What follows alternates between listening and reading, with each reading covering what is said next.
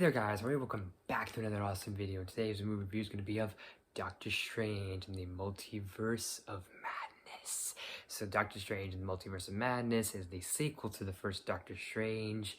It is after the events of the Infinity Saga, so after the events of Endgame, and this is the MCU slowly scratching the surface with the multiverse as we have Doctor Strange going through these different realities, discovering the multiverse. So this movie is this time around directed by Sam Raimi, and I point that out because the first movie was directed by Scott Derrickson, who did Insidious and a few other horror movies, and now we have Sam Raimi taking the helm of the sequel. And I want to try and get to this as best as possible and as quick as possible because there are a lot of points I want to get to. So let's just get this quickly out of the way. Everyone either does a great job, good job, decent job, solid job at acting. Everyone plays their characters pretty well. Everyone plays their part very well. Get that out of the way. Of course, Sam Raimi, being known for, obviously we already went into Spider-Man, and he's known for doing horror. I think that's the thing that some people forget, is that he did the Evil Dead movies, and it kind of does show in obviously the writing, in that like it has that great writing, that great Sam Raimi writing that we've talked about with Spider-Man 1, which I'll have a link and an annotation at the end of this video. But we've gone over that, but also that cheesy Sam Raimi-ness is definitely in here, and I'm glad that Sam Raimi really used his Sam Raimi isms, if you will, because obviously the MCU has been very MCU-ish with just this whole jokey, very formulaic. The MCU movies are, is that, hey, all of them are just comedies, and all of them are just very cartoonish and too bright and too vivid, nothing to differentiate from the others. And at least this one differentiates itself by having those horror elements and having, again, that smart writing that Sam Raimi does, but yet that cheesy writing that Sam Raimi does. I will specify at least one thing that I know a lot of people really are divisive on or really just hate with this movie, and that is, well, real quick, I should say, I would really say this here, even though I feel like it's 2 years old. I feel like a lot of people have probably seen this by now. If not, spoiler warning, we're going to go into some spoilers a little bit with this movie. So, Scarlet Witch is the villain of this movie. And, you know, I have like a whole thing about it. And I get why people would be very upset on that. Why would you turn this character into a villain? But I feel like the steps and the road that we've paved for this character, it makes sense for her to become the villain, and for Scarlet Witch, for Wanda Maximoff to become the villain. And honestly, I like that she became the villain, not only because the road that has been paved, but also because it seems like as though in the past Elizabeth Olsen has shown interest in playing with the character more. I remember in a certain interview, she was holding all these specific X-Men comics, and she had the House of M, which has the one where specifically has Scarlet Witch be the villain of that story, even though she didn't like being the villain in this movie. And I have no quarrels with her, and obviously that's her opinion that she didn't like being the villain, but it's just ironic to me. But hey, I mean, at least she's wanting to come back and maybe play this role again, or a variant of her. But still, I liked her a lot as the villain. It was definitely something a little unexpected.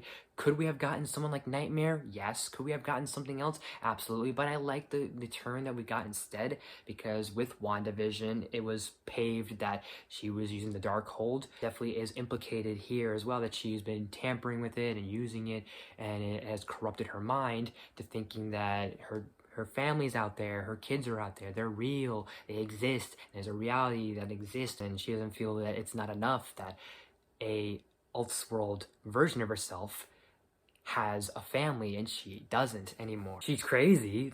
There's no argument there, but at least there is some, like, a small grain of sanity, because she's a mother and she just wants to have something that was once hers, and something that she loved, and something, the one thing that she cared about and desired and made her happy is gone, is broken. Vision's gone, kinda, and then now she doesn't have her kids, so it kind of drives her insane, but you kind of have to blame the Darkhold for that. But I think she has a great time. It seems like she has a great time playing that role, even though, like I said, she has had second thoughts about it. But I still like her. I think she was really, I think I liked her a lot as the villain. I liked it. It was definitely something that I really was hoping for, and it's what I got. I think the other problem that people have with this movie is once we get to the multiverse stuff, like once we arrive in the universe 838, because there's all these other universes that they travel to, and of all the universes they travel to a very just the same looking aesthetic and the same looking set as our Earth, which is deemed 616, or in Miguel O'Hara's terms, Earth 919. I think it's like 1999, or one of those numbers. MCU, the main MCU primes, Earth is called. But not only that, but plus the Illuminati. Yes, they've been memed to death how they just are just serviceable and they're just fan service and they're just kind of weak. But honestly, I think yes, it is a little slightly unfair that they were just kind of just there just to be disposable and just to show that Wanda is very powerful, but yet to kind of make that argument that that's maybe was the point. But I think we want maybe a little bit more of them, a little more umph out of them, which I don't blame. But I think it was to show that holy shit, these are the most smartest or so-called intelligent people from this universe, and they all were killed by the Scarlet Witch. Which, by the way, love the fact that John Krasinski got to be Reed Richards. Gotta love seeing Patrick Stewart as Professor X. Loved seeing Black Bolt. And also, I know I liked Captain Carter and Captain Marvel. Lashana Lynch was okay, but can we just give a shout out and just a little bit of like extra time and credit to Chiwetel Ejiofor as A38's Baron Mordo, and just also the fact that he's just great as Baron Mordo. I think he's very underrated and very underappreciated as both our main Baron Mordo and this version's Baron Mordo. It would have been maybe nice to have included him in this film, but I see why they didn't include him, because there was a whole thing that they cut out of that, and there was so much other stuff that they cut out with this movie. And I think technically at one point this movie was going to be before Spider-Man No Way Home, hence this line right here. The grand calculus of the multiverse. Your sacrifice means infinitely more than their lives. Honestly, I just had a blast with this movie. I had a blast, I had a fun time with it. I still do to this day. After seeing it 3 times, this might be my 4th or might have been my 3rd time. I remember at least watching it in theaters back in 2022, rewatched it when it came out first on Disney Plus, and this is at least my 3rd or 4th time rewatching it, just to kind of make sure that everything's still fresh and familiar in my brain. And it's come on, like I just loved the Sam Raimi isms, and I just love that the close-ups of the camera and then the transitions, and I love the music he used, like especially the specific scene when Wanda is dream walking, and I just love the music to it and the guitar, the electric guitar of it. It's just so good. There's a lot of just really great moments like that, and with Doctor Strange fighting off his evil version from another universe, just using music notes with magic. It was like such a battle of the minds. It was like watching Beethoven and Tchaikovsky or Mozart fight one another in a whole music arts royale. It was so great.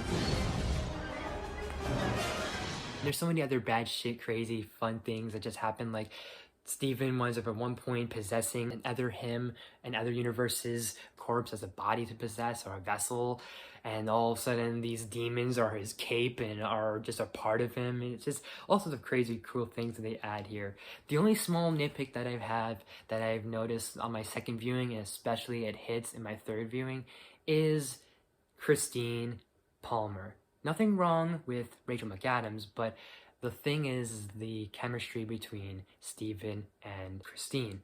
My thing is that, of course, they are separated in this sequel. It just feels very cliche, and it feels like a lot of sequels kind of do that. Jurassic World did this. I think even Spider-Man 2/Spider-Man 1 even does this trope of that, oh, we can't be together. And I get it. I like the line that Christine says about, you were the one that had to hold the knife. But I really was rooting for Christine and Stephen in the beginning of the first movie, or even just in the first movie in general. And I know that we get Clea, who is technically Doctor Strange's wife in the comics, which finally we have Charlize Theron in the MCU, but I still, part of me still wanted to have those two get together, Christine and Stephen, but I know he has someone better in his life that he's gonna have in the form of Charlize Theron.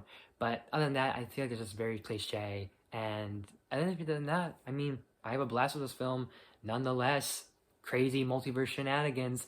I'm gonna give Doctor Strange and the Multiverse of Madness, I'm gonna at least give it a solid A. So have you guys seen it? What did you think of it? Did you like it? Did you hate it? Let me know in the comment section down below. And as always, guys, thank you so much for watching. If you like this video, please smash the like button. If you're new to my channel, please subscribe to us every day, every week. Make sure you ring that bell, the new videos every week. Share the video with your friends, all the good stuff, and more. Leave suggestions down in the comments. You name it, I'll look into it as best as possible. I apologize that this is a little out of order because I did a poll a while back. It was supposed to be What If Season 2, then a few other things, but because the votes kept changing, I was like, shit, I wanted to do this, then Spider-Man, and I was like, let me do Spider-Man, then this, and then we're gonna try and get back into the flow of things with all the other stuff that was votes, and maybe some other things we'll squeeze in there too. But thank you guys so much for watching. I'll see you next time.